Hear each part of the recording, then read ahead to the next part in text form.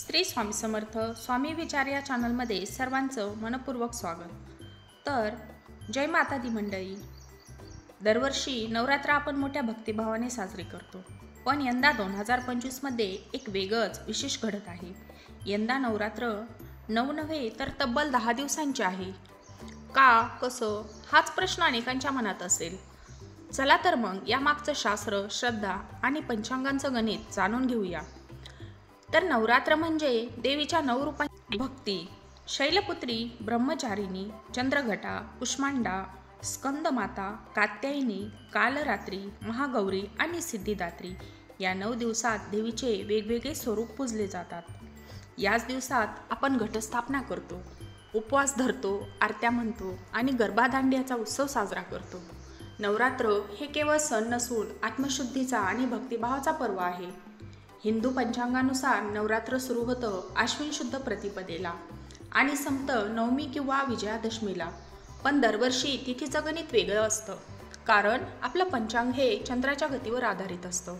यामुळं काही वेळा तिथी क्षय म्हणजे गायब होतात, तर काही वेळा वृद्धी म्हणजे 2 वेळा येतात। तर 2025 मध्ये नवरात्र 22 सप्टेंबर रोजी सुरू होणार आहे आणि ते 2 ऑक्टोबरला संपणार आहे।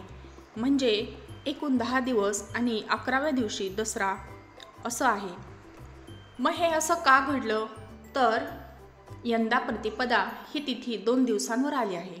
म्हणजेच पहिल्या 2 दिवसात प्रतिपदेचा काही भाग आहे। पंचांगामध्ये तिथी ही सूर्योदयाच्या वेळी जी तिथी असेल ती ग्राह्य धरली जाते।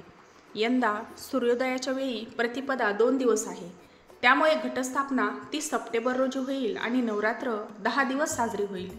म्हणजेच यावेळेस तिथीची वृद्धी घडली आहे आणि त्यामुळे नवरात्र 9 नव्हे तर 10 दिवसांची आहे। आपलं पंचांग हे खगोलशास्त्रावर आधारित आहे। तिथी चंद्राच्या स्थितीवर आणि सूर्योदयाच्या वेळेनुसार ठरते। काही वेळा एका दिवशी 2 तिथी असतात किंवा एकाच दिवशी तिथीचे 2 दिवस असतात।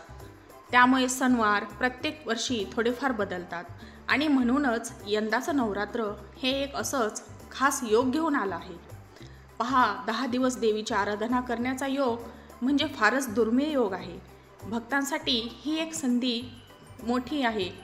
अधिक उपवास, अधिक पूजन, अधिक भक्ती। तर हे 10 दिवस आपल्या जीवनात सकारात्मक ऊर्जा, शांतता आणि आध्यात्मिक उन्नती घेऊन येतील अशी श्रद्धा आहे। तर मंडळी, यंदाचं नवरात्र हे 10 दिवसांचं आहे आणि ते आपल्यासाठी एक आशीर्वाद आहे। देवी आपल्याला शांती, समृद्धी आणि आरोग्य प्रदान करो, हीच देवीचरणी प्रार्थना।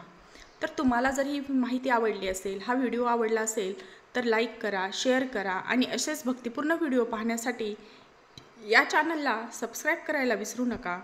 त्याचबरोबर समोरील बेल आयकॉन प्रेस करा, जेणेकरून या व्हिडिओचे चॅनलचे नोटिफिकेशन तुमच्यापर्यंत लवकरात लवकर पोहोचेल। तर पुन्हा भेटूया अशाच एखाद्या नवीन भक्तिपूर्ण व्हिडिओसह। तोपर्यंत श्री स्वामी समर्थ। धन्यवाद।